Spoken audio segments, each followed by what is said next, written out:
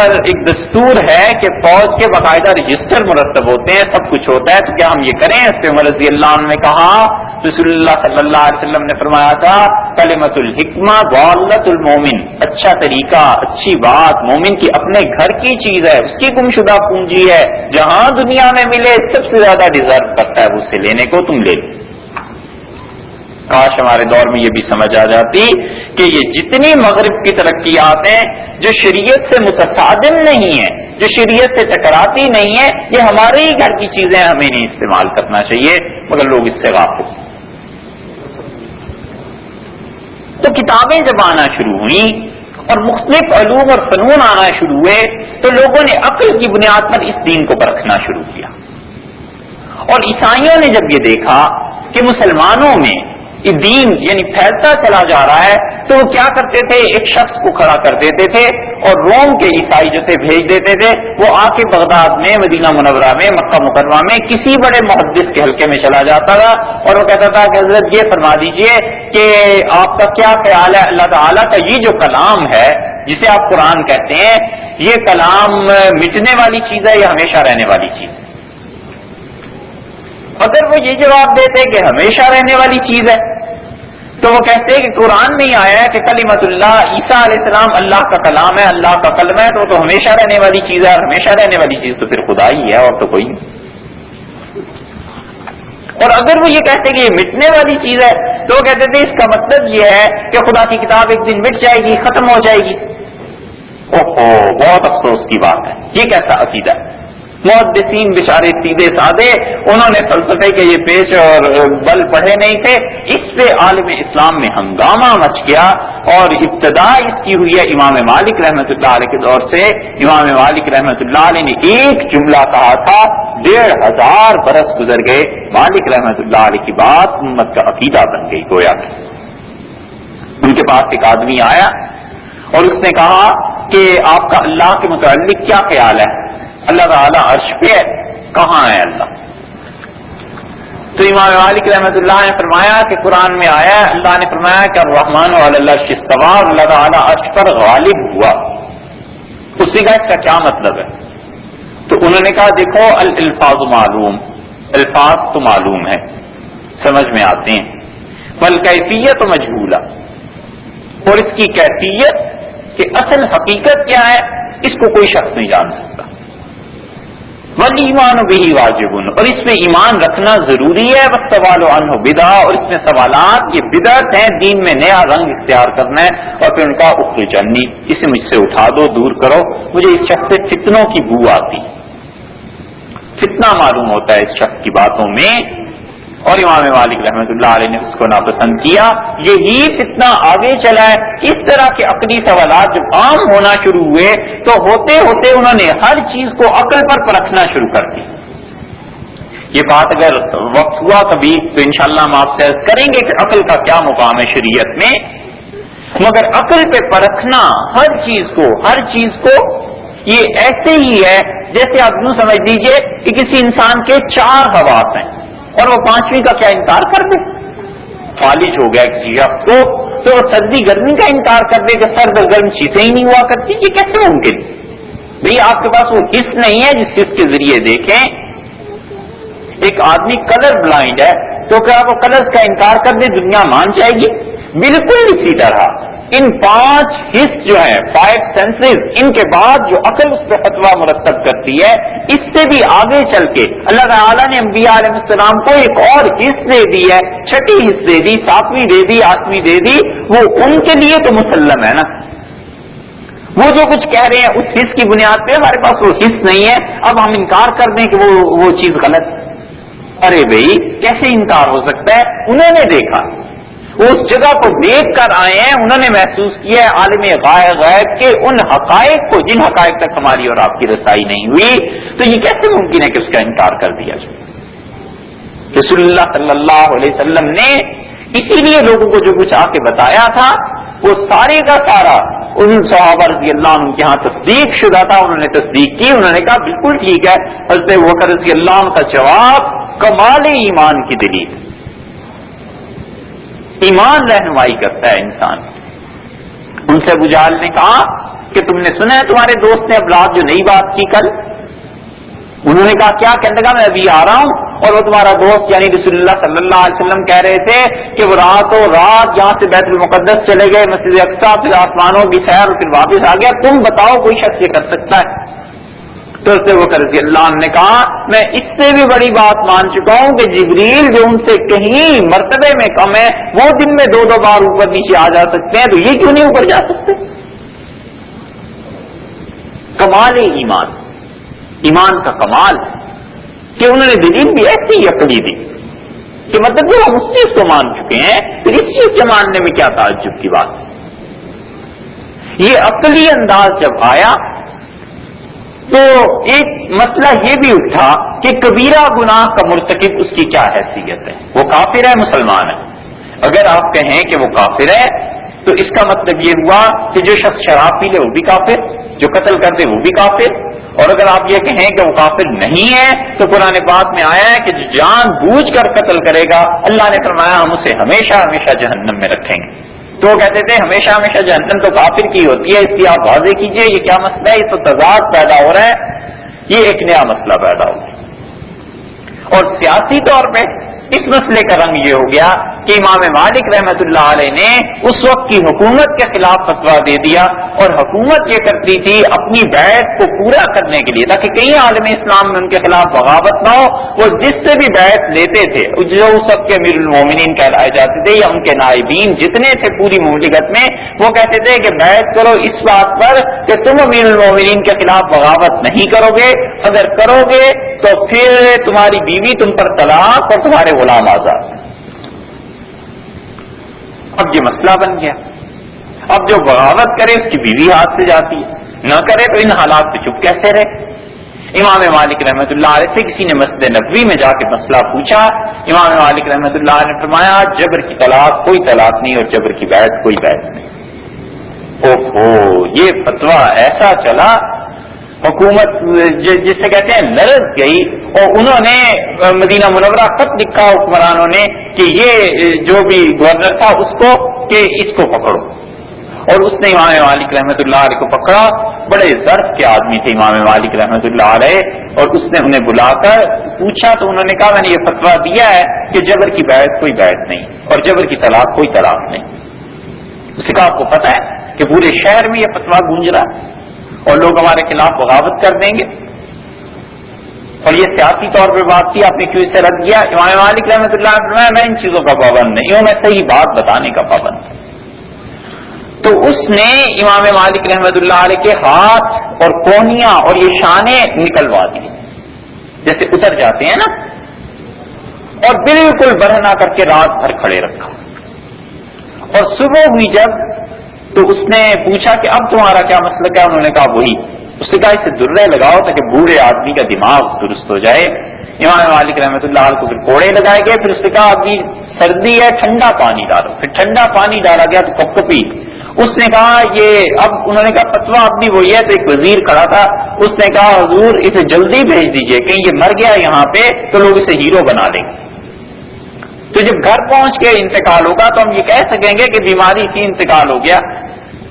کہ یہی نہ ہو جائے۔ تو اس نے کپڑے دیے امام مالک رحمۃ اللہ علیہ کو پہنا دیے، اور وہ بیٹھ کے اونٹ پہ بٹھایا گیا، تو امام مالک رحمۃ اللہ علیہ کے ہاتھ تو بیکار ہو گئے تھے۔ یہ چیز شاہ ولی اللہ صاحب رحمۃ اللہ علیہ کے ساتھ دلی میں بھی ہوئی تھی۔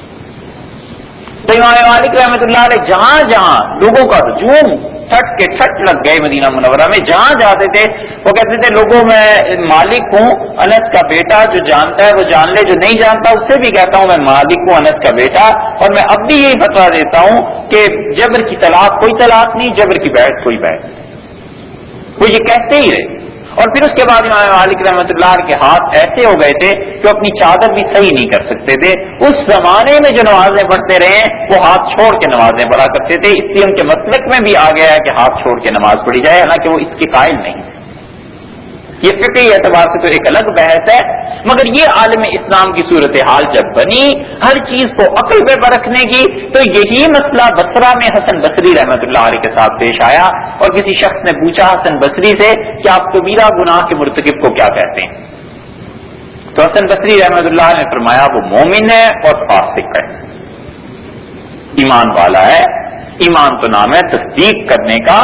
ایمان اس کا ختم نہیں ہو جاتا. ہاں گناہگار آدمی ہے، اللہ چاہے تو اسے معاف فرما دے، چاہے تو اس سے حساب لے لے، جو اعتدال کی بات. اور جو پوچھنے والا تھا واصل ابن عطا تھا، واصل حسن بصری رحمۃ اللہ علیہ کے بڑے خاص شاگردوں میں سے تھا. وہ اگلے دن اٹھ کر ایک کونے میں بیٹھ گیا مسجد کے، کچھ لوگوں کو اس سے اپنے گرد اکٹھا کر لیا اور تقریر شروع ہو گئی. لوگوں نے حسن بصری رحمۃ اللہ سے کہا کہ صاحب کے شاگرد کو کیا ہو گیا؟ تو انہوں نے کہا اعتزل عنا، ہم سے الگ ہو گیا ہے. بس اس جملے کی وجہ سے ان کا نام معتزلہ پڑ گیا. یہ تیسرا شگاف تھا جو اسلام میں آیا، اور انہوں نے پھر ہر اس عقیدے کو اختیار کر لیا جو عقل میں آتا تھا. اور سب سے بڑا عقیدہ جس کی یہ دعوت دیتے رہے وہ کہتے تھے کہ قرآن مخلوق. یہ عقیدہ تھا کیا؟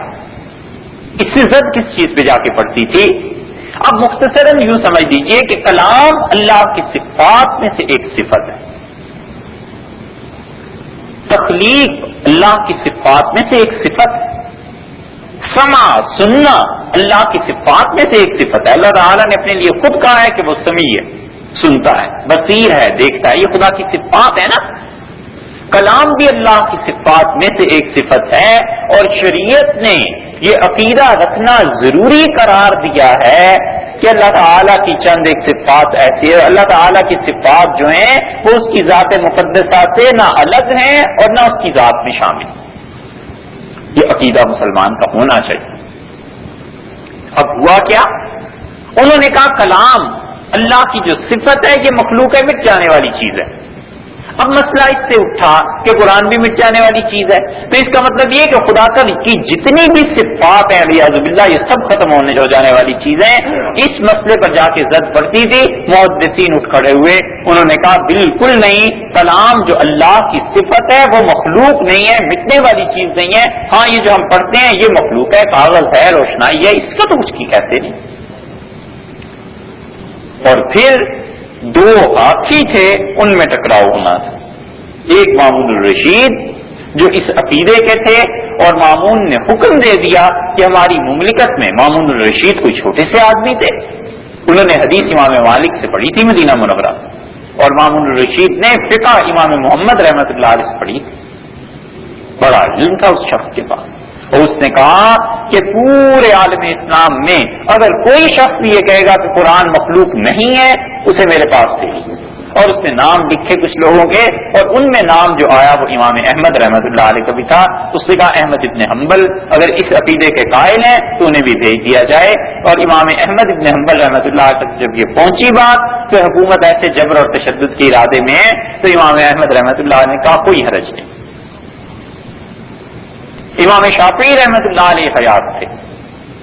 اور انہوں نے مصر سے ایک خط لکھا ہے، چھپا ہوا ہے تاریخ میں،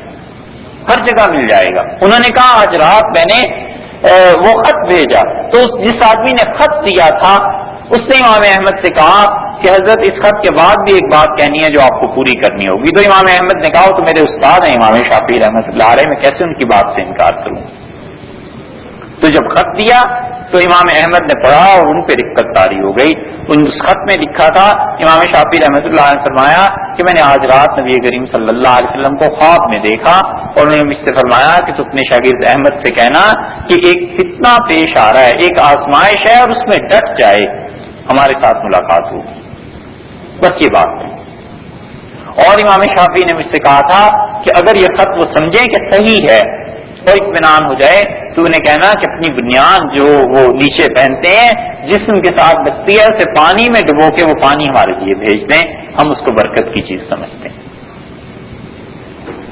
امام احمد کو جب یہ فتویٰ آیا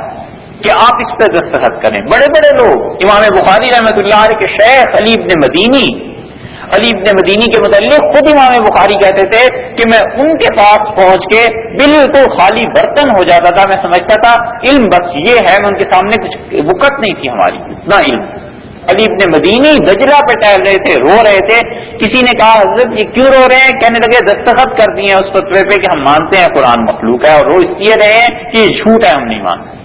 تو اس نے کہا پھر دستخط کیوں کیے؟ کہنے لگے اللہ کی قسم بس ایک ہی چیز ہے، اور وہ یہ کہ رسول اللہ صلی اللہ علیہ وسلم کی احادیث جو میرے سینے میں اور میرے پاس ہیں یہ مجھے قتل کر دیں گے تو علم دنیا سے اٹھ جائے گا، اس کے علاوہ کوئی چیز نہیں ہے جس کی وجہ سے ہم نے اس کا اقرار کیا.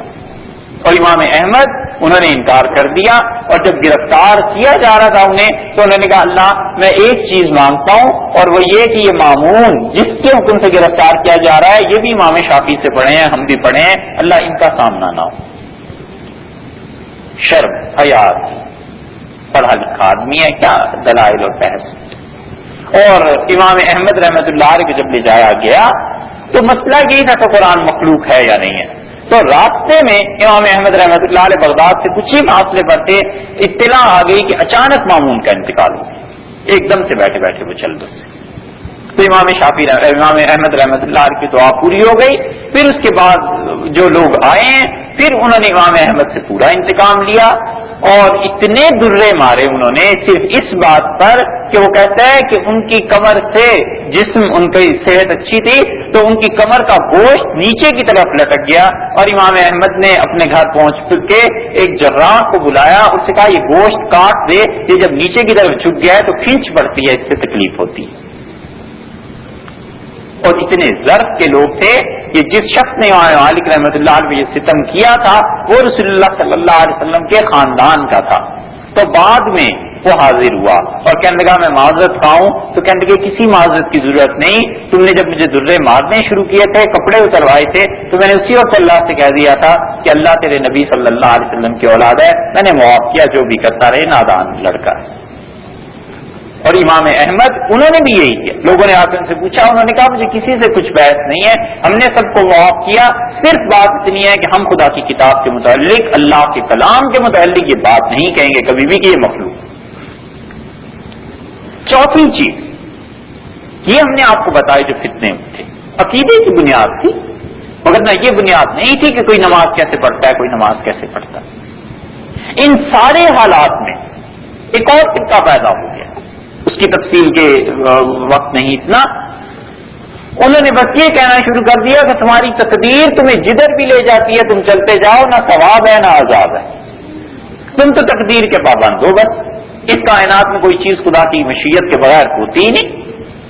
اور ایسی چیز میں وہ جا پڑے جس کے متعلق منع تھا کہ اس چیز میں بحث نہ کرنا، انہوں نے اسی دروازے کو کھولا اور وہ پورا ایک فرقہ بن گیا، قدریہ کہلائے، جہمیہ تھے، مرجئہ تھے، یہ سارے کے سارے ایسے فرقے۔ اور ان تمام حالات میں جو مین سٹریم تھی، جو صحابہ رضی اللہ عنہم، تابعین، تبع تابعین، ان کے بعد رضی اللہ عنہم، یہ سارے کے سارے جس چیز پر قائم رہے، انہوں نے کہا ہم دو ہی چیزیں جانتے ہیں، ایک یہ کہ سنت کیا ہے، رسول اللہ صلی اللہ علیہ وسلم نے کیا تعلیم دی ہے، اور دوسرے ہم یہ جانتے ہیں کہ جماعت صحابہ رضی اللہ عنہم کی وہ کس چیز پر قائم تھی۔ بس جس معاملے میں انہیں سنت مل گئی، انہوں نے کہا رسول اللہ صلی اللہ علیہ وسلم نے یہ فرمایا تھا، انہوں نے کہا صحابہ رضی اللہ عنہم نے یہ کام کیا تھا، انہوں نے کہا ہم حدیث کے مقابلے میں، یعنی حدیث کے معاملے میں ہم سمجھتے ہیں کہ رسول اللہ صلی اللہ علیہ وسلم کے صحابہ رضی اللہ عنہ نے جس حدیث پر عمل کیا ہے وہ قابل عمل ہے، جس حدیث کو صحابہ رضی اللہ عنہ نے چھوڑ دیا ہم اسے نہیں مانتے۔ اور اسی ایک طبقے کا جو مین سٹریم تھی، لوگوں نے کہنا شروع کیا کہ یہ اہل سنت والجماعت ہیں، یعنی یہ سنت کو مانتے ہیں اور جماعت جو صحابہ رضی اللہ عنہ کی ہے اس کی تعظیم کرتے ہیں، ان سب کو مانتے ہیں۔ امام ابو حنیفہ رحمۃ اللہ علیہ سے پوچھا گیا کہ آپ کا عقیدہ کیا ہے، تو امام ابو حنیفہ رحمۃ اللہ علیہ نے فرمایا کہ میں ان دو کو سب سے افضل جانتا ہوں،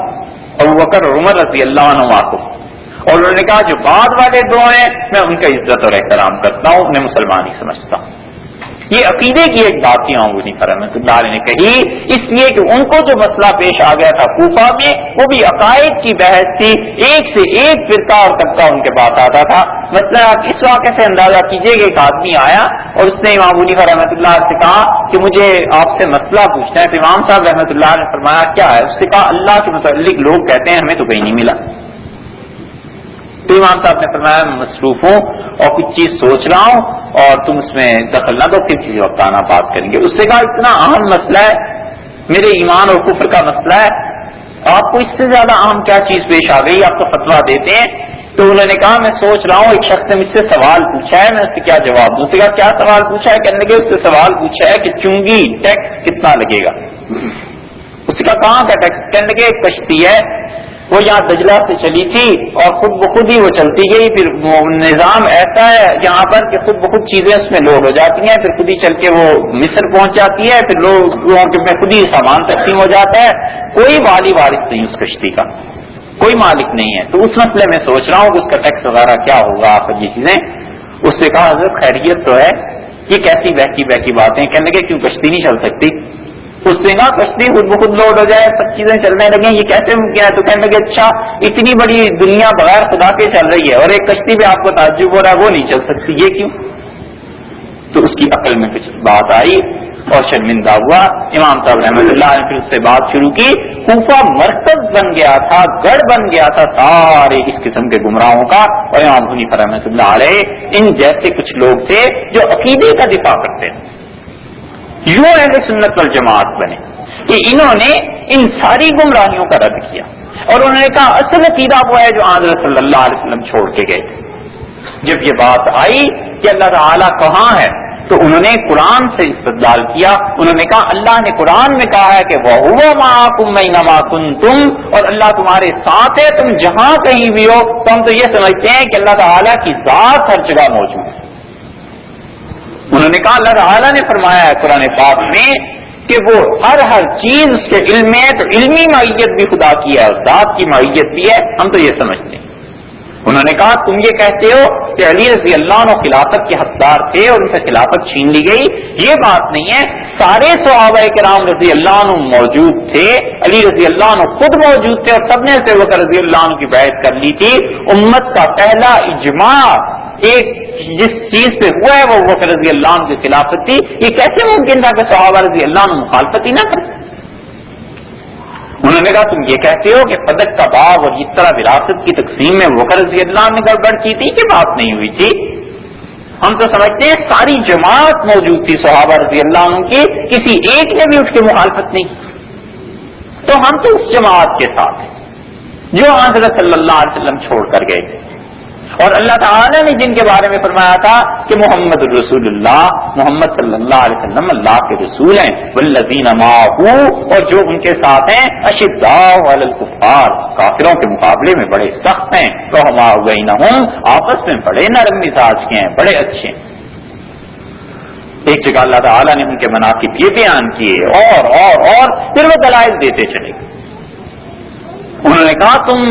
خدا کی تقدیر کے بارے میں بات کرتے ہو کہ اللہ کی تقدیر اس کا پابند ہو جاتا ہے, یہ چیزیں ہو جاتی ہیں, یہ ایسے معاملات. ہم خدا کی تقدیر کے بارے میں صاف یہ نظریہ رکھتے ہیں کہ خیر اور شر دونوں اللہ کی جانب سے ہیں. البتہ ہم شر کی نسبت اللہ کی طرف نہیں کرتے, ادب کی وجہ سے, احترام کی وجہ سے. انہوں نے کہا تمہارا یہ نظریہ کہ حضرت صلی اللہ علیہ وسلم دوبارہ دنیا میں تشریف لائیں گے بالکل باطل چیز ہے. اور ابو بکر رضی اللہ عنہ نے خطبہ دیا تھا اور انہوں نے کہا تھا وفات پہ کہ من کان یعبد منکم محمدن, تم میں سے کوئی محمد صلی اللہ علیہ وسلم کی عبادت کرتا تھا فانہ قد مات, ان کا انتقال ہو گیا. اور جو اللہ کی عبادت کرتا تھا اسے سمجھنا چاہیے کہ اللہ تعالیٰ تو حی لا یموت ہیں, وہ ہمیشہ ہمیشہ زندہ اور قائم رہنے والی ذات. انہوں نے کہا یہ عقیدہ غلط. عبداللہ ابن عباس رضی اللہ عنہما نے اہل سنت والجماعت کا لفظ استعمال فرمایا. حافظ ابن کثیر رحمۃ اللہ علیہ نے اپنی تفسیر میں تیسرے پارے میں جہاں یہ آیت پر بحث کی ہے کہ یوم تسود وجوہ وجوہ وتسود وجوہ, قیامت کے دن کچھ لوگوں کے چہرے نور والے ہوں گے اور کچھ کے چہرے سیاہ پڑ جائیں گے. اس کے ضمن میں انہوں نے لکھا ہے کہ یہ وہ لوگ ہیں جن کا عقیدہ اہل سنت والجماعت کا تھا, وہ منور اور نورانی چہرے اللہ نے ان کا ذکر کیا ہے, اور جس کا عقیدہ ان سے ہٹ کر تھا اپنے اپنے حصے کے بقدر سیاہی وہ قیامت میں لے لے گا.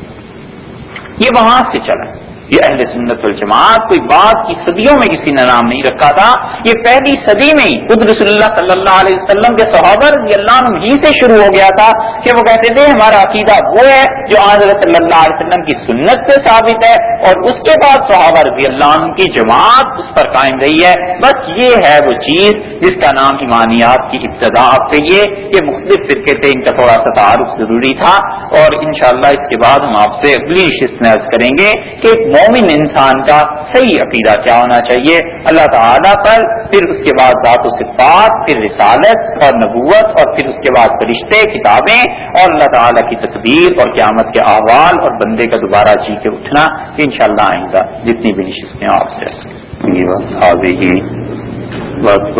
اجمعین. اما بعد، کل آپ حضرات سے عقیدے کے سلسلے میں جو بات ہو رہی تھی وہ یہ تھی کہ اسلام کے بالکل ابتدائی دور میں جس چیز پر لوگوں کا اختلاف واقع ہوا اس کی بنیاد لوگوں کے مختلف عقائد تھے، نہ کہ اعمال. اور اعمال میں اختلاف کہ کوئی شخص کتنی زکوٰۃ دے، حج کے مناسک ہیں، کوئی شخص اسے کس طرح ادا کرے، نماز ہے اس کے پڑھنے کے مختلف طریقے ہیں، اور حضرت صلی اللہ علیہ وسلم نے کیسے نماز پڑھی، یہ امت میں ان اختلافات کی بنیاد نہیں بنا جس اختلاف کو ہم لوگ کفر یا اسلام سے یا سنت یا بدعت سے تعبیر کرتے ہیں. حضرت صلی اللہ علیہ وسلم نے عقیدے کے بارے میں بڑی واضح اور دو ٹوک باتیں ارشاد فرمائیں، اور آپ نے ایک معیار اور کرائیٹیریا مقرر کر دیا، اور آپ نے فرمایا کہ جس چیز پہ میں اور صحابہ کرام رضی اللہ عنہم زندہ ہیں بس یہ عقیدہ ہے، اور اسی کے ساتھ تم اللہ کے پاس پہنچنا. عقیدے کا تحفظ اتنی اہم چیز ہے کہ اللہ تعالی نے قرآن پاک میں حضرت ابراہیم علیہ السلام کا ذکر کیا، اور اللہ نے فرمایا کہ وَجَعَلَهَا كَلِمَةً بَاقِيَةً فِي عَقِبِهِ، اور ابراہیم علیہ السلام اپنی اولاد میں ایک اچھی چیز چھوڑ کر دنیا سے گئے، اور وہ اچھی چیز جو انہوں نے اپنی اولاد کو سکھائی تھی وہ لا الہ الا اللہ تھا. اور قرآن پاک میں بھی آیا ہے کہ اللہ تعالی نے فرمایا یثبت اللہ تعالی ثابت قدم رکھتا ہے اس کلمے کے ذریعے سے، یعنی جو لوگ اس پر قائم رہتے ہیں. اور اتنا اہتمام اس کا رہا کہ پہلے پارے پہ کے آخر پہ آتا ہے وَوَصَّى بِهَا ابراہیم بنی، ابراہیم علیہ السلام نے اپنے بیٹوں کو یہ نصیحت کی کہ اللہ کی توحید پر قائم رہنا. وَيَعْقُوبَ، اور یعقوب علیہ السلام نے بھی اپنے بیٹوں کو یہی کہا کہ مَا تَعْبُدُونَ مِن بَعْدِي، تم میرے بعد کس کی عبادت کرو گے. یہ سب سے اہم سوال ہے جو خود آپ کے ہاں بھی اٹھنا چاہیے، اور ہر مومن انسان کے دل میں یہ کھٹک پیدا ہو جانی چاہیے کہ وہ اپنے متعلق اور اپنی اولاد کے متعلق یہ سوچے کہ مَا تَعْبُدُونَ مِن بَعْدِي، کہ میرے بعد تم کس کی عبادت کرو گے. اگر اسے یہ اطمینان ہو کہ اللہ کی عبادت کرے گی اس کی اولاد، اور یہ اطمینان ہو کہ وہ خود اللہ کی عبادت پر کاربند رہے گا، عقیدہ اس کا درست رہے گا، تو دنیا کے کسی خطے میں وہ زندگی گزارے کوئی حرج نہیں. اور اگر اس کا واہمہ اور شائبہ بھی ہو کہ وہ خود اللہ کی اس دین سے ہٹ جائے گا یا اپنی اولاد کو ایسی ٹریک، ایسی ڈگر پر چھوڑ جائے گا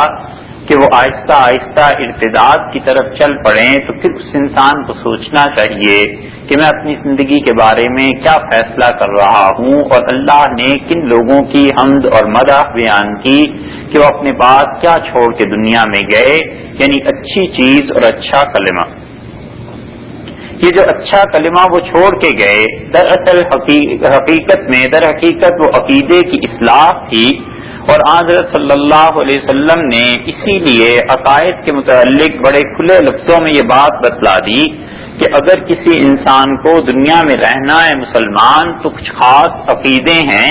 اور ان عقائد پر کوئی کمپرومائز نہیں کر سکتا، کوئی تعاون، کوئی مصلحت، کوئی چیز ایسی نہیں ہے جس کے متعلق وہ یہ کہہ دے کہ یہ بھی کر لیں اور وہ بھی کر لیں. قرآن پاک میں آیا ہے اللہ تعالیٰ نے فرمایا بدو لو تدہنو، اور یہ کافر جو ہیں ان کو خواہش ہے کہ آپ نرم پڑ جائیں اللہ کے معاملے میں، فیدہنون، تو وہ بھی آپ کے ساتھ اپنا رویہ نرمی کا کر دیں۔ اور اسی لیے کفار مکہ نے حضرت صلی اللہ علیہ وسلم کے سامنے جو تجویز رکھی تھی، انہوں نے کہا کہ اچھا تم اس طرح کر لو، اگر تم اپنی ڈگر سے نہیں ہٹتے تو 1 سال ہم اللہ کی عبادت کر لیتے ہیں اور خدا کو ایک ہی مانیں گے، اور اس کے عوض میں آئندہ سال تم ہمارے ساتھ بتوں کی عبادت کر لیا کرو، 1 سال تمہارا اور 1 سال ہمارا۔ تو اللہ تعالیٰ نے صاف فرما دیا کہ آپ نے کہیے کہ قل انی نہیتو، اللہ نے مجھے منع کر دیا ہے اس بات سے، قل انی امرتو، اور کہیے کہ اللہ نے مجھے حکم دیا ہے اس بات کا کہ میں اس کی عبادت کروں جس ذات کا لا شریک لہو، کوئی شریک نہیں۔ اسی لیے یہ عقیدے کا تحفظ اتنا اہم رہا کہ صحابہ رضی اللہ عنہ کو خاص طور سے فکر رہی کہ کوئی شخص کس عقیدے کے ساتھ زندگی گزار رہا ہے۔ مسلم کی روایت میں آتا ہے کہ عبداللہ ابن عمر رضی اللہ عنہما، ان سے 2 آدمی کہتے ہیں کہ ہم ملنے گئے مدینہ منورہ میں، اور ابن عمر رضی اللہ عنہما کی بینائی جاتی رہی، بڑھاپا آ گیا۔ ابن عمر رضی اللہ عنہما سے انہوں نے کہا کہ ہم آپ کے پاس آئے ہیں ایک خاص مسئلہ دریافت کرنے، اور بصرہ سے ہم نے سفر کیا ہے، اور ہم یہ چاہتے ہیں کہ آپ ہمیں اس مسئلے کا حل بتا دیں۔ ہمارے یہاں ایک آدمی پیدا ہوا ہے اور وہ کہتا ہے خدا کی تقدیر کوئی چیز نہیں ہے، تو کہتے ہیں کہ احد عن یمینے واحد عن شمالے، ہم 2 دوست تھے، ان کے دائیں ایک ہو گیا اور ایک بائیں، اور ہم نے یہ بات جب شروع کی تو انہوں نے کہا اگر تم اس سے ملو تو میری طرف سے بالکل لا تقرؤ السلام، میرا سلام اسے نہ پہنچانا، اور اسے کہنا کہ ابن عمر تم سے بیزار ہے، اور میں نے رسول اللہ صلی اللہ علیہ وسلم کو سنا تھا، آپ فرماتے تھے کہ جو خدا کی تقدیر کو نہیں مانتا وہ قیامت میں احد پہاڑ کے برابر بھی اعمال لے آئے تو لا کرفم ولا عدلا، نہ خدا اس کی کوئی فرض عبادت قبول کرے گا اور نہ نفل، جب تک کہ وہ خدا کی تقدیر کا قائل نہیں ہوگا۔ عمر بن عبدالعزیز رحمۃ اللہ علیہ سے مناظرہ ہوا اور بحث ہوئی ایک ایسے آدمی کی جو گمراہ تھا، اور اس نے عمر بن عبدالعزیز رحمۃ اللہ علیہ کے دور میں بہت زیادہ دعوت دی لوگوں کو ایک خاص عقیدے کی طرف اور ایک گمراہی کی بات کی طرف۔ تو عمر بن عبدالعزیز رحمۃ اللہ علیہ نے اسے خط لکھا جو ابو داؤد میں آیا ہے حدیث کی کتاب میں، اور انہوں نے کہا کہ یہ جتنی آیات سے تم استدلال کرتے ہو اور جتنی آیات تم اپنے موقف میں پیش کرتے ہو، یہ سب کی سب صحابہ رضی اللہ عنہ نے سنی، اور وہ قرآن پڑھنے والے تھے اور ان کے دل اللہ سے زیادہ آشنا تھے، اور ان کا علم تم لوگوں سے زیادہ گہرا تھا، اور وہ بلا تکلف سے اپنے رسول صلی اللہ علیہ وسلم کے ساتھ، اور انہوں نے علم اس چشمے سے حاصل کیا تھا جس چشمے میں کوئی قدورت ملی ہوئی نہیں تھی، کوئی گندگی اس میں شامل نہیں ہوئی تھی، تو اس لیے ہم ان کی بات مانیں یا تمہاری بات مانیں۔ تو مراد یہی تھی کہ صحابہ رضی اللہ عنہ نے اس عقیدے کا تحفظ کیا، اور اسی لیے بعد کے دور میں لوگوں نے یہ جو جملہ کہا، یہ جو عام طور پہ پڑھا بھی جاتا ہے کہ آمنت باللہ کما ہوا باسمائہ وصفاتہ، کہ میں اللہ تعالیٰ پر ایمان لایا جیسے کہ اللہ کے نام ہیں اور جیسے کہ اللہ تعالیٰ کی صفات ہیں، وقبلت، اور میں نے قبول کیا جمیع احکام، اللہ کے سارے احکامات کو، یہ در حقیقت اس ایمان کی تعبیر ہے جس کی وجہ سے بندہ مومن کہلاتا ہے اور کسی بھی شخص کو مسلمان کہا جاتا ہے۔ 3 چیزیں اس میں الگ الگ ہیں کہ آدمی اس بات کا اقرار کرتا ہے کہ وہ ان تمام چیزوں کو مانتا ہے جو حضرت صلی اللہ علیہ وسلم لے کر آئے۔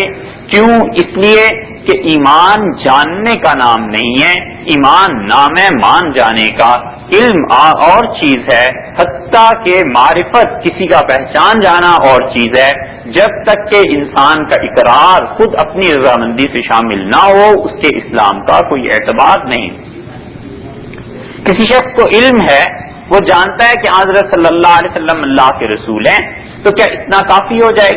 کسی شخص کو محض علم ہے کہ اللہ تعالیٰ ہے اور آپ اس سے پوچھیں وہ مان کے نہیں دیتا یا اس کا دل اس بات کا انکار کرتا ہے، تو یہ جو دل کا انکار ہے یہ کس کھاتے اور شمار میں جائے گا؟ بسا اوقات شریعت ایک کام کے ظاہر کا اعتبار کر لیتی ہے اور اس کے باطن کا معاملہ اللہ پر چھوڑ دیتی ہے، ظاہر میں قضا نافذ ہو جاتی ہے، ظاہر میں فیصلہ نافذ ہو جاتا ہے، مگر حقیقت اس بندے کے اور اللہ کے درمیان۔ ایک آدمی ظاہر میں کہتا ہے کہ میں اللہ تعالیٰ کو مانتا ہوں، کتابوں اور فرشتوں کو، ان تمام ضروریات دین کو تسلیم کرتا ہوں، ہم اس کے مسلمان ہونے ہی کو کہیں گے، اگر اس کے دل میں کوئی کجی ہے اور وہ خدا کا انکار کرتا ہے علیہ باللہ، تو اگر وہ انکار ایسا ہے کہ وسوسہ نہیں بلکہ پکی بات اس کے دل میں ہے، تو اللہ جانے اور وہ جانے ہم اس کے اسلام کی کا حکم دیں گے۔ اور حضرت صلی اللہ علیہ وسلم نے کئی ایک مواقع پر اس ظاہر کا ہی اعتبار کیا ہے اور باطن کو اللہ کے حوالے کر دیا۔ حدیث میں آیا ہے کہ حضرت سعد رضی اللہ عنہ کے بھائی ان کا انتقال ہو گیا اور رسول اللہ صلی اللہ علیہ وسلم کے سامنے مقدمہ پیش ہوا۔ سعد نہیں، وہ تھے حضرت صلی اللہ علیہ وسلم کے عزیز تھے، سسر تھے، اور ان کا مقدمہ پیش ہوا، زما نام تھا ان کا، اور مقدمہ یہ پیش ہوا کہ ان کا انتقال ہو گیا اور ان کے بعد ان کی باندی اس کے یہاں بچہ پیدا ہوا، تو سعد رضی اللہ عنہ آئے اور انہوں نے کہا کہ اللہ کے رسول، یہ جو لڑکا اس گھر میں پیدا ہوا ہے یہ میرے بھائی کا بیٹا ہے، بھتیجا ہے میرا، اور اسے مجھے دے دیں۔ اور دوسری طرف دعویٰ تھا ان کا جو حضرت صلی اللہ علیہ وسلم کے سسرال والے تھے، انہوں نے کہا یہ تو یہاں پیدا ہوا ہے، اور سعد رضی اللہ عنہ کے بھائی نے خیال میں آ گیا، انہوں نے وصیت کی کہ اگر اس لڑکی کے ہاں کوئی اولاد ہو تو وہ بچہ تمہارا بھتیجا ہوگا، بھتیجی ہوگی، اسے لے لینا۔ تو رسول اللہ صلی اللہ علیہ وسلم کے سامنے مقدمہ پیش ہوا۔ اب آپ فیصلہ کر سکتے تھے کہ سعد رضی اللہ عنہ کو دے دیتے تو وہ لڑکا حضرت صلی اللہ علیہ وسلم کی کوئی عزت داری، رشتہ داری، کچھ چیز اس کے ساتھ نہ رہے، اور دوسرا فیصلہ یہ بھی تھا کہ آپ اپنے سسر کی اولاد اسے تسلیم کر لیتے تو اس طرح حضرت صلی اللہ علیہ وسلم کی اہلیہ زینب رضی اللہ عنہ اس کی بہن بن جاتی۔ تو رسول اللہ صلی اللہ علیہ وسلم نے دونوں کی باتوں کو سنا اور آپ نے فرمایا الولد للفراش، بچہ اس کا ہے جس کے بستر پر پیدا ہوا، وللآخر حجر، اور اگر وہ زندہ ہوتا اس کا بھائی تو ہم اسے سزا دیتے، حد جاری کرتے، بچہ اس کا ہے جس کے بستر پہ پیدا ہوا۔ اب اصولاً رسول اللہ صلی اللہ علیہ وسلم نے سعد رضی اللہ عنہ کو لوٹا دیا تو اب یہ رشتہ دار ہو جانا چاہیے تھا، مگر آپ گھر تشریف لائے اور آپ نے اپنی اہلیہ سے کہا کہ لڑکا جب بڑا ہو جائے تو اس سے پردہ کرنا۔ یہ حضرت صلی اللہ علیہ وسلم کا تقویٰ تھا، اور حقیقت صورتحال کی جو تھی آپ پر کھل چکی تھی، یہ فتویٰ اس بنیاد پہ تھا، اور ظاہر میں جو قضاء کا حکم ہے وہ نافذ آپ نے کیا، ظاہر میں جو عدالت، جو گواہی، جو فیصلے ہیں، اس کی بہت سی مثالیں آپ کو مل جائیں گی کہ ظاہر میں ہم کہتے ہیں کہ شریعت کا یہ حکم ہے، باطن میں جو کچھ ہے اللہ جانے وہ جانے۔ ایک شخص بالکل تنہائی میں اپنی بیوی کو فرض کر لیجیے طلاق دے دیتا ہے تو اب اللہ کے نزدیک تو اس کی بیوی طلاق والی ہو گئی، ظاہر میں جب تک کوئی گواہی نہیں ہے ہم کچھ نہیں کہہ سکتے کہ اس کا معاملہ کیا ہے۔ اس معاملے میں حضرت عمر رضی اللہ عنہ نے فیصلہ کن بات ارشاد فرمائی، انہوں نے کہا کہ نحن نحکم بالظواہر، لوگوں آئندہ سے ہم صرف ظاہر کی باتوں پر فتویٰ دیں گے، حکم لگائیں گے، واللہ عالم بالسرائر، تمہارے گھروں کے اندر کیا معاملہ ہے، تمہارے باطن میں کیا ہے، اللہ جانے اور تم جانے۔ ہم تو ظاہر پہ فتویٰ دے سکتے کہ ظاہر کا حکم کیا ہے۔ اسی طرح ایک انسان اگر صرف حضرت صلی اللہ علیہ وسلم کو پہچانتا ہے اور دل سے اس کی تصدیق نہیں ہے، حتیٰ کہ زبان سے بھی تصدیق نہیں ہے، تو اس انسان کا معاملہ ایمان کا نہیں ہو سکتا۔ یہودی بھی تو حضرت صلی اللہ علیہ وسلم کو پہچانتے تھے، اللہ نے اپنی کتاب میں کہا کہ یعرفونہ کما یعرفون ابناءہم، یہ حضرت صلی اللہ علیہ وسلم کو ایسے جانتے ہیں جیسے اپنے بیٹوں کو جانتے ہیں، جس طرح بیٹے کے بیٹا ہونے کے بارے میں شبہ نہیں ہوتا، اسی طرح انہیں پتا ہے کہ آپ اللہ کے رسول ہیں، لیکن اس کے باوجود یہ لوگ مان کے نہیں نہیں دیتے، تو معلوم ہوا کہ ایمان فقط پہچان لینے کا نام نہیں ہے، ایمان نام ہے اس چیز کا کہ آدمی تصدیق کرے جب اس سے پوچھا جائے، اور اگر پوچھا ہی نہ جائے اور اس عام میں وہ زندگی گزارے اور مسلمانوں جیسے ہی اعمال اس کے ہوں تو اسے مسلمان ہی مانا جائے گا، حتیٰ کہ بسا اوقات بعض عذر پیش آ جاتے ہیں اس کی وجہ سے ایمان کا اقرار اس کا ثابت نہیں ہے، مثلاً گنگا ہے یا معذور ہے یا ایسی کوئی چیز ہو گئی، تو بھی اگر اسلام کے علامات ہیں تو مسلمان ہی مانا جائے گا۔ تو پہلی بات گویا ایمان میں یہ ہو گئی کہ وہ زبان سے اقرار کرتا ہے، دل سے اس کی تصدیق کرتا ہے، اور پھر بعض اعمال ایسے ہیں جو ایمان کا مظہر ہیں، اگر کوئی شخص ان اعمال کو نہیں کرے گا تو بہت بڑا خطرہ ہے کہ وہ شخص اسلام کے علاوہ کسی اور مذہب اور ملت میں چلا جائے، جن میں سے بنیادی چیز نماز۔ رسول اللہ صلی اللہ علیہ وسلم نے کئی مواقع پر یہ بات ارشاد فرمائی کہ بیننا و بینہم الصلاۃ، ہمارے درمیان اور ہمارے مخالفین کے درمیان ایک چیز فرق کرتی ہے اور وہ نماز۔ حدیث میں آتا ہے رسول اللہ صلی اللہ علیہ وسلم کہیں حملے کا ارادہ کرتے تھے تو آپ فرماتے تھے ٹھہر جاؤ، شاید اس بستی سے آذان ہو، یعنی کوئی مسلمان ہو گیا ہو اور ہمیں پتہ نہ ہو اس کا، اور جب آذان نہیں ہوتی تھی پھر اس پہ حملہ کرتے تھے، ورنہ ان لوگوں کو چھوڑے رکھتے تھے۔ اور اسی معنی میں وہ حدیث آئی ہے جس میں آپ نے ارشاد فرمایا کہ جو شخص مسلمانوں کو چھوڑ کر کافروں میں جا بسے، اکیلا گھر ہو اس کا کافروں کے درمیان، تو ہم اس سے بیزار ہیں، ہمارا اس کا کوئی تعلق نہیں۔ اس کی وجہ یہ ہے کہ جب وہ سارے چاروں طرف کافر ہوں گے یہ نماز کہاں پڑھے گا؟ اجتماعی حیثیت سے انسان ہے، زندگی بسر کرنی ہے، کس سے دوستی ہوگی، کس سے تعلق رکھے گا، بات چیت کہاں کرے گا، جمعے میں کہاں حاضر ہوگا، عید پڑھنی پڑ گئی اس کا کیا کرے گا، صبح سے شام تک 10 مرتبہ اس کے دماغ میں آئے گا کہ اللہ کا حکم اس معاملے میں کیا ہے، خدا نے کیا کہا ہے، میں مسلمان ہوں، میری اولاد مسلمان ہے، ہم لوگ کیا کریں اس معاملے میں، یہ حلال ہے حرام ہے، کیا چیزیں، الغرض 20 مسائل ہیں، ان مسائل میں کوئی اس کے پاس راہ نہیں رہے گی، اور قرب و جوار کا اثر، گرد و پیش کا اثر، اس پہ کسی دلیل کے قائم کرنے کی ضرورت نہیں۔ سب جانتے ہیں کہ اس کے بچے جب بڑے ہوں گے تو وہ کن بچوں کے ساتھ کھیلیں گے، وہ سوسائٹی کیا ہوگی، اس لیے حضرت صلی اللہ علیہ وسلم نے اگرچہ ایک خاص موقع پر ارشاد فرمایا تھا تاکہ لوگ ہجرت کر کے زیادہ سے زیادہ مدینہ منورہ میں آ جائیں، مگر یہ حکم قیامت تک کے لیے عام ہے کہ آپ نے فرمایا جو کافروں میں جا بسے، اکیلا گھر ہو اس کا، تو ہمارا اس سے کوئی تعلق نہیں، یعنی ہماری امت میں سے نہیں رہا، کیونکہ انجام کار جو ہوگا وہ بڑی خطرناک چیز۔ تو اس لیے یہ صحیح عقیدہ ہے، جب ایمان اس چیز کا نام ٹھہرا تو ایمان کا پہلا مسئلہ، ایمان کی سب سے پہلی چیز یہ ہے کہ اللہ تعالیٰ کی کچھ صفات ایسی ہیں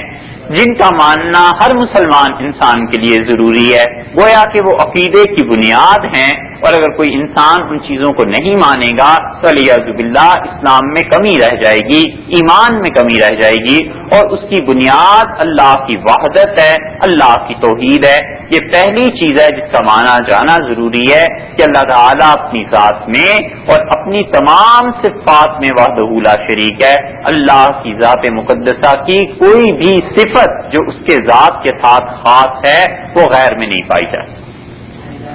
قدرت ہے وہ اللہ کی صفات میں سے ہے مثلا، تو وہ غیر میں اللہ کے علاوہ کسی میں ایسی نہیں پائی جاتی جیسی اللہ تعالی میں۔ اسی طرح اللہ حضر قیاس، خدا کا کوئی بھی شریک نہیں ہے، اللہ کا یکتا ہونا، اللہ کا ایک ہونا اس معنی میں نہیں ہے کہ جیسے 2 کا آدھا ایک ہو جاتا ہے یا 3 کا تہائی ایک ہو جاتا ہے۔ قل هو اللہ احد کا مطلب یہ ہے کہ اللہ تعالیٰ اپنی ذات اور اپنی صفات میں یکتا ہے، اس کی کوئی مثال نہیں ہے، کوئی اس کے مقابلے میں چیز نہیں ہے۔ اتنا زیادہ اس توحید پر زور دیا گیا ہے کہ رسول اللہ صلی اللہ علیہ وسلم سے ایک آدمی نے یہ کہہ دیا کہ ماشاء اللہ و ماشاء محمد، جو اللہ تعالی چاہیں گے اور جو حضرت صلی اللہ علیہ وسلم چاہیں گے وہ ہوگا۔ تو رسول اللہ صلی اللہ علیہ وسلم نے اس آدمی کو پکڑ کے جھنجھوڑ دیا اور آپ نے فرمایا جعلتنی للہ ندن، تم مجھے خدا کا شریک بنا رہے ہو کہ جو اللہ چاہے گا اور میں چاہوں گا۔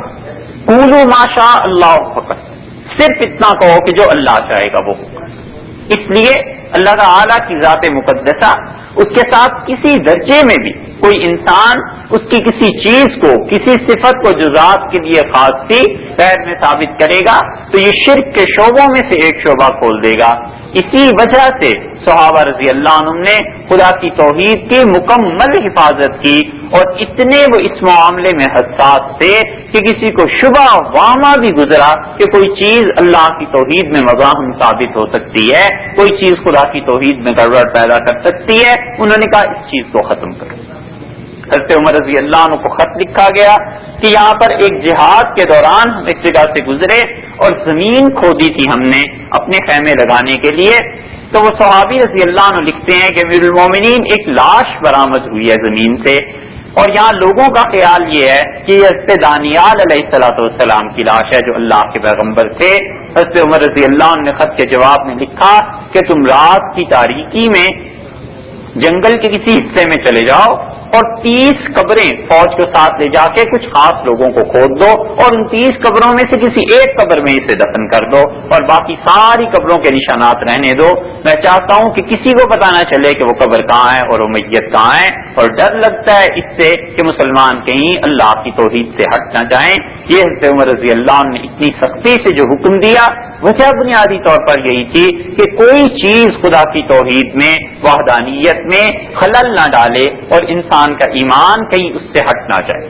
دوسری صفت جو اللہ تعالیٰ کے لیے ماننی ضروری ہے وہ قدم ہے۔ قدم کا مطلب یہ ہے کہ اللہ تعالیٰ ہمیشہ سے ہے اور ہمیشہ رہے گا۔ ساری کی ساری چیزیں بعد میں تخلیق ہوئی ہیں، حتیٰ کہ زمانہ، ٹائم جسے آپ کہتے ہیں، یہ بھی بعد میں بنا ہے، اور اللہ کی ذات اس سے بھی پہلے تھی۔ اور اللہ تعالیٰ نے اسی لیے فرمایا ہے کہ اللہ نے ان زمینوں کو پیدا کیا، ان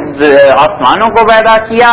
زمین کو پیدا کیا، وکان عرشہ علی الماء، اور اللہ کا عرش پانی پر تھا، اور اللہ تعالیٰ نے اس وقت اس کائنات کو پیدا کیا ہے جب کوئی چیز نہیں تھی، تو خدا اس وقت بھی تھا، اور اللہ تعالیٰ اس وقت بھی رہے گا جب اس کائنات میں کوئی چیز نہیں ہوگی۔ ازلی کا مطلب یہ ہے کہ جو ہمیشہ سے ہے، اور ابدی کا مطلب یہ ہے کہ وہ ہمیشہ رہے گا۔ اسی لیے سورہ حدید میں اللہ نے فرمایا هو الاول والآخر، اللہ اول بھی ہے اور آخر بھی ہے، والظاہر والباطن، اور اللہ ہے جو ظاہر میں بھی ہے اور اللہ ہی ہے جو باطن میں بھی ہے۔ امام رازی رحمۃ اللہ علیہ جیسا مفسر اس آیت پہ پہنچ کے وہ کہتے ہیں کہ قرآن کی مشکل سے